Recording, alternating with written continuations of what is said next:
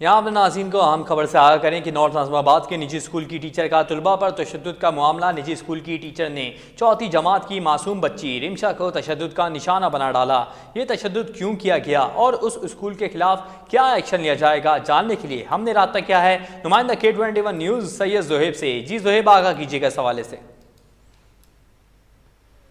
जी, ये वाकया north Nazimabad block जे में कायम AQ स्कूल का है, जहां एक फीमेल टीचर क्लास 4 की बच्ची रमशा को बहिमाना तशद्दुद का निशाना बना रही हैं।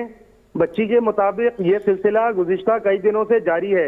मुतालिका टीचर ने बच्ची को इस बारे में किसी को भी बताने से मना किया था। बच्ची के वालिदैन के मुताबिक कुछ रोज कबल हमने स्कूल में एडमिन से टीचर की नाअहली की शिकायत की थी कि वो बच्चों को सही तरह से नहीं पढ़ाती हैं, जिसके बाद से हमारी बच्ची को तशद्दुद का निशाना बनाया जा रहा है। वालिदैन का कहना है कि हमारे शिकायत करने पर हमें स्कूल से बाहर भी निकाल दिया गया और स्कूल के मालिक ने कोई कार्रवाई करने के बजाय कहा कि मैं आपको बच्ची का TC दे देता हूं। देखें, ये एक बिल्कुल नाजायज अमल है। इतनी छोटी बच्ची को इस बुरी तरीके से मारना पीटना किसी तरीके से जस्टिफाई नहीं किया जा सकता। जी। इस मामले पर जब हमने additional director inspection and registration private school and institution Sindh madam Rafia Javed से बात की तो उनका कहना था कि हमारे इल्म में ऐसा कोई मामला नहीं है, ना मुतालिका वालिदैन की जानिब से हमें कोई कंप्लेन मौसूल हुई है।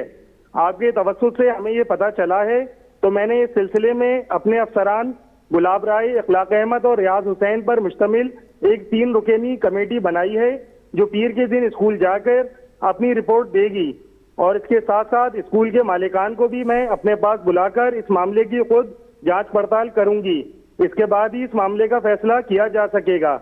और इसके साथ साथ आपको एक चीज भी वाजे कर दें कि मैडम राफिया जावेद अपने दिलेराना फैसलों की वजह से कराची और पूरे सिंध में मशहूर हैं।